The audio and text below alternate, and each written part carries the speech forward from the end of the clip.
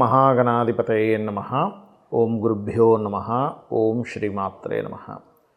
పరమేశ్వర స్వరూపమైనటువంటి జ్యోతిష, వాస్తు మరియు ఇతర అనేకమైనటువంటి శాస్త్రములను మనకు అందించినటువంటి మహర్షులకి నమస్కారం. హయగ్రీవ హయగ్రీవ హయగ్రీవేతి యో ఉదయేత్తస్య నిస్సరతే వాణి జహ్నుకన్యా ప్రవాహవత్. అరుణాం కరుణాతరంగితాక్షీం ధృతపాశాంకుశపుష్పబాణచాపాం అనిమాదిభిరావృతాం మయూకైః అహమిత్యేవ విభావయే భవానీం. శ్రీమాత్రే నమః. ప్రేక్షకులకి ఆ లలితాంబిక అమ్మవారి యొక్క అనుగ్రహం పరిపూర్ణంగా కలగాలని మనస్ఫూర్తిగా కోరుకుంటూ మనం ఈరోజు చెప్పుకోబోయేటువంటిది ఈ వార ఫలితాల్లో 9వ తేదీ నుంచి 15వ తేదీ వరకు ఈ గ్రహస్థితి ఎలా ఉంది. ఈ వారం చూసుకున్నట్లయితే చంద్రుడు ప్రధానంగా మనకి మిథునం నుంచి కన్యారాశి వరకు సంచరిస్తాడు. అదేవిధంగా మిథునంలో కుజుడు, కన్యలో కేతువు, రవి శనులు కుంభరాశిలో ఉంటూ శని కంప్లీట్ కంబస్ట్ స్టేజ్లో ఉన్నాడు. అంటే అస్తంగత్వ దోషము అంటారు. చాలా క్లోజ్ డిగ్రీస్లో ఉన్నారు ఇద్దరు కూడా. అలాగే రాహు, బుధుడు, శుక్రుడు మీనంలో ఉంటూ శుక్రుడు వక్రించున్నాడు. ఇది బాగా గుర్తుపెట్టుకోండి. అదేవిధంగా మీకు గురువు వృషభ రాశిలో ఉన్నాడు. ఈ యొక్క గ్రహస్థితిని అనుసరించి ద్వాదశ లగ్నాల వారికి ఏ విధంగా ఉండబోతుంది ఈ వారం. అందులోనే ప్రధానంగా ఇక్కడ మనకి శని కంబస్ట్ కాబట్టి ప్రత్యేకంగా శని కంబస్ట్ మీద మనం దృష్టి పెట్టుకోవాలి.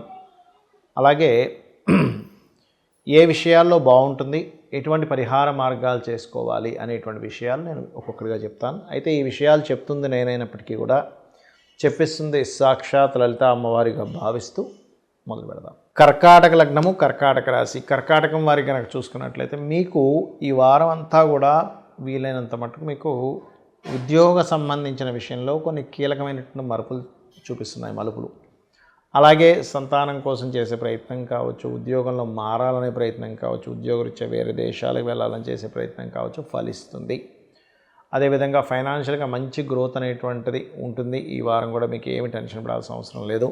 కాకపోతే ఈ 3లో కేతు ఉండి వ్యయస్థానంలో కుజుడున్నందుకు ఎవరితోనైనా అగ్రిమెంట్లు చేసుకునే విషయంలోని, అన్నదమ్ములతో ఎవరితోనైనా మాటామంతి చేసేటువంటి విషయాల్లోని కాస్త జాగ్రత్తగా ఉండండి. అలాగే మరొక విషయం ఏంటంటే ఇక్కడ గమనించుకున్నట్లయితే ఈ యొక్క శుక్రుడు ఏదైతే ఉన్నాడో మీకు భాగ్యస్థానంలో వక్రించున్నందుకు కొంచెం ప్రాపర్టీ రిలేటెడ్ మూలంగా ధనయోగము వచ్చేటువంటి యోగం అధికంగా కనిపిస్తుంది కర్కాటకం వారికి. కొంచెం ఏంటంటే ఈ బుధుడు యొక్క స్థితి ఏదైతే ఉందో నీచ స్థానంలో ఉంటూ 3, 12 అధిపతి అయినందుకు ఏదైనా అగ్రిమెంట్స్ రాసుకునేటప్పుడు ఆ అగ్రిమెంట్స్లో ఉండేటువంటి మ్యాటర్ ఎలా ఉంది, ఎందుకంటే మిమ్మల్ని కావాలని మీతో అగ్రిమెంట్ రాయించి ఇరిగించే ప్రయత్నం చేస్తారు. బుధుడు 3, 12 అధిపతి భాగ్యస్థానంలో ఉన్నందుకు మిమ్మల్ని లేదా మీ తండ్రి గారి వరుస వాళ్ళు చిన్నాన్నలు అది ఉంటారు ఒక్కోసారి, అటువంటి వారి ద్వారా కొంత మోసపోయే ఛాన్సెస్ ఉంది. కాబట్టి ఈ విషయంలో జాగ్రత్తగా ఉండండి. అలాగే మరొక విషయం ఏంటంటే ఇక్కడ వివాహ ప్రయత్నాల విషయంలో సప్తమ స్థానాధిపతి శని కంబస్ట్లో ఉన్నాడు కాబట్టి కొంచెం ప్రయత్నాలు కాస్త ఎక్కువగా చేయవలసిన పరిస్థితి ఉంటుంది. కొంచెం స్ట్రెస్ అది ఉంటుంది. ఏదైనా తండ్రి తరపు వారు లేనట్లయితే గవర్నమెంట్ వ్యక్తులు కొంత అడ్డం పడుతుంటారు మీ యొక్క వివాహ సంబంధించిన విషయాల్లో. ఇది ప్రధానంగా చూసుకోండి. వ్యాపారస్తులకి కొంతవరకు అనుకూలత ఉందని చెప్పుకోవచ్చు. కాకపోతే కొన్ని వ్యాపార సంబంధించినటువంటి కొన్ని సీక్రెట్స్ చెప్పకూడదు. దీనివల్ల మనకి ఇట్లాంటి విషయాలు మనం ఫేస్ చేయాల్సి వస్తుందనేటువంటి కొన్ని విషయాలు మీరు నేర్చుకుంటారు ఈ వారం. అలాగే ఏదైనా సంతకం పెట్టేటప్పుడు, ఇన్వెస్ట్మెంట్ చేసేటప్పుడు స్కందుణ్ణి మరియు గణపతిని తలుచుకోండి. అన్ని విధాలా మీకు బాగుంటుంది. మరి జాతకము లేదు అంటే వాళ్ళ date of birth, time of birth, place of birth లేనప్పుడు వాళ్ళు ఏ లగ్నంలో జన్మించారు, వారు జన్మించినప్పుడు ఉన్న లగ్నం, వారు జన్మించినప్పుడు ఉన్నటువంటి నక్షత్రము, వారు జన్మించినప్పుడు ఉన్నటువంటి గ్రహస్థితి ఏమిటో తెలియదు చాలామందికి. మరి అటువంటి వారు ఈ శని కంబస్ట్ అవుతున్నందుకు ఏ విషయాల్లో జాగ్రత్తగా ఉండాలి. ప్రధానంగా శని లాభస్థానంలో కుంభరాశిలో కంబస్ట్ అవుతున్నాడు కాబట్టి నేను చెప్పేది ఒకటే, ఏదైనా వృత్తి వ్యాపార సంబంధించినటువంటి విషయాలలో కాస్త జాగ్రత్తగా ఉండండి. అంటే ఈ విషయాల్లో నేను ఈ వృత్తి విషయంలో, ఈ వ్యాపార విషయంలో అగ్రిమెంట్ చేసి నేను ఇరుక్కుంటానా అనుకునేటువంటి అంశాల్లో ప్రధానంగా జాతకం ఉన్నా లేకపోయినా ఈ విషయాల్లో అందరూ జాగ్రత్తగా ఉండాలి. ఒకటి. రెండవది, ఈ బుధుడు కూడా చూసుకున్నట్లయితే శుక్రుడు పక్కకు పోయి బుధుడు సింగిల్గా నీచబడి ఉన్నాడు రాహుతో కలిసి. అలాంటప్పుడు ఏమవుతుందంటే షేర్ మార్కెట్ రిలేటెడ్ సంబంధించినటువంటి అంశాల్లో ఫ్లక్చువేషన్స్ ఎక్కువగా వస్తాయి. అంటే ఇప్పుడే ఇంకేముంది పెరుగుతుందని సరే డౌన్ అవుతుంది, డౌన్ అయిపోతుంది కదా అనేసరి విపరీతంగా పెరుగుతూ ఉంటుంది. బికాజ్ ఆఫ్ బుధుడు షేర్ మార్కెట్కి కారకుడు, గుర్తుపెట్టుకోండి. సో షేర్ మార్కెట్కి కారకుడు ఎప్పుడైతే బుధుడు నీచంలో ఉన్నాడో అది అటువంటి ఫలితాలు ఎక్కువగా ఇస్తూ ఉంటుంది, గుర్తుపెట్టుకోండి. అలాగే మరొక విషయం ఏంటంటే ఈ విదేశాలకు వెళ్ళి చదువుకుందామని కొన్ని కొంతమందిని అంటే జెన్యూన్ కన్సల్టెన్సీస్ ఉంటాయి, దానివల్ల ఎటువంటి ఇబ్బంది ఏమి ఉండదు. జెన్యూన్ కన్సల్టెన్సీస్ కాకుండా మోసం చేయడమే పనిగా పెట్టుకొని చేసేటువంటి కొన్ని మీడియేటింగ్ సంస్థలు కొన్ని ఉంటాయి, మధ్యవర్తిత్వంగా ఉంటుంది. అటువంటి సంస్థలకు సంబంధించినటువంటి విషయాలలో మీరు కాస్త జాగ్రత్తగా ఉండాలి, గుర్తుపెట్టుకోండి. ఎందుకంటే అటువంటి వాటి వల్ల because of mercury is the mediating. Advertisement, చెడు ప్రచారాలు, అంటే బుధుడు పాడైన చెడు ప్రచారాలు, అదే బుధుడు బాగుంటే మంచి ప్రచారాలు, ఇలాంటివి ఎక్కువగా జరుగుతూ ఉంటాయి, గుర్తుపెట్టుకోండి. అదేవిధంగా కొంతవరకు ఈ శుక్రుడు వక్రించినందుకు రవిశనుల దగ్గరికి వెళ్తున్నందుకు కొంచెం ఈ సినిమా ఫీల్డ్, క్రియేటివ్ ఫీల్డ్ ఈ వీళ్ళకి కూడా కొంత ఇబ్బంది అనేది వస్తూ ఉంటుంది, కొంచెం చూసుకోవాలి. బికాజ్ ఆఫ్ ఈ బుధరాహు పక్క నుంచి పక్కకు వెళ్ళిపోయేటువంటి కాంబినేషన్ నడుస్తుంది శుక్రుడికి, కాబట్టి అదొకటి గుర్తుపెట్టుకోండి. అలాగే మరొక విషయం ఏంటంటే ఇక్కడ వీటితో పాటు ఈ కొత్త సంవత్సరంలో ఎలాగో నెక్స్ట్ అడుగు పెట్టబోతున్నారు కాబట్టి ముఖ్యంగా ఒక 5 విషయాలు కనుక మీరు పాటించగలిగితే అద్భుతంగా ఉండగలుగుతుంది మీకు. ఏమిటది అంటే మొట్టమొదటిగా మీ పర్సనల్ చార్ట్లో మహాదశ, అంతర్దశ ఏంటో తెలుసుకోండి. వాటికి సంబంధించిన దానం ఇవ్వండి. దానం తీసుకునే వాళ్ళు లేకపోతే వాటికి సంబంధించినటువంటి గోవుకి ఇవ్వండి, అంటే గోవుకి తినిపించండి.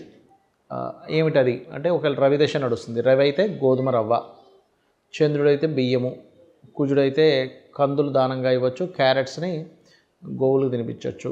బుధుడైతే ఆకుకూరల్లో ముఖ్యంగా గోంగూరని మరియు అదేవిధంగా పెసలు దానంగా ఇవ్వాలి. గురువైతే శనగలు దానంగా ఇవ్వడం లేదా గోవుకి అరటికాయలు తినిపించడం. కుజుడైతే కందులు దానంగా ఇవ్వడం లేదా గోవుకి క్యారెట్స్ తినిపించడము. అదేవిధంగా శుక్రుడైతే బొబ్బర్లు దానంగా ఇవ్వడం లేదా తీపి చపాతీలు తినిపించడము. శని అయితే నువ్వులు దానంగా ఇవ్వడం లేదా బెల్లము గోవుకు తినిపించడం. నువ్వులు ఎప్పుడు తినిపించకూడదు. రాహు మహర్దశ నడుస్తుంది అనుకోండి, బెల్లపు ఉండలే 4 ఉండలు తినిపించండి గోవుకి. లేదు అంటే దానం ఇస్తానంటే మినుములు దానంగా ఇవ్వండి. ఒకవేళ కేతువు యొక్క మహాదశ, అంతర్దశ, ప్రత్యంచ దశల్లో నడుస్తుంటే ఉలవలు దానంగా ఇవ్వాలి. అదేవిధంగా గ్రాసము గోవుకు తినిపించాలి. ఇది ప్రధానంగా మీకు నడుస్తున్నటువంటి జన్మజాతకంలో ఏ మహాదశ, ఏ అంతర్దశను బట్టి మీకు ఉంటుంది ఫలితం, గుర్తుపెట్టుకోండి. ఇదొకటి.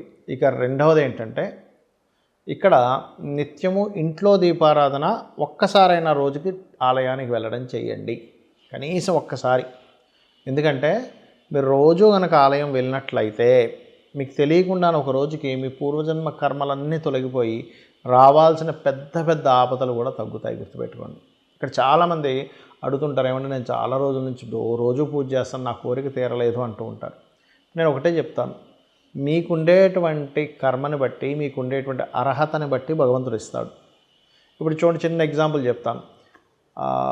గవర్నమెంట్ కనుక ఏమీ చదువుకోకపోయినా పర్వాలేదండి, తీసుకెళ్ళి మిమ్మల్ని కలెక్టర్ చేసేస్తామంటే జనాలు ఒప్పుకుంటారు. మీరు ఒప్పుకుంటారు చెప్పండి? అదేంటండి, చదువుకోవాలిగా, దానికి ఎలిజిబిలిటీ ఉండాలిగా, అప్పుడేగా ఆ వ్యక్తిని కలెక్టర్ చేయాలి, లేకపోతే పలానా ఆఫీసర్ని చేయాలి, అలా ఎలా చేస్తారంటంగా. మరి మనమే అలా అనుకుంటున్నప్పుడు ఒక వ్యక్తి అలా చేస్తే మరి భగవంతుడు ఎంత పర్ఫెక్ట్గా క్యాలిక్యులేటివ్గా మన కర్మలో ఉందా లేదా, మనం దేనికోసం జన్మించాము అనేటువంటి దాంతో మనం ఆలోచించాలి. అంటే ఇక్కడ నేను మీకు ఎందుకు చెప్తున్నానంటే మాట, చాలామంది మేము పలానా పూజ చేస్తాం, ఈ పూజ చేసాం, ఆ పూజ చేసాం, కొంతమంది ఏమో మాకు అద్భుతంగా కలిసి వచ్చిందంటే ఇంకొంతమంది ఏమో మేము అనుకున్నంత రిజల్ట్ రాలేదని బాధపడుతుంటారు. ఇక్కడ ఏంటంటే పూజ అనేటువంటిది పూర్వజన్మ వైభవాన్ని ఇచ్చేది, పూర్వ వైభవాన్ని ఇచ్చేదని చెప్తూ ఉంటారు.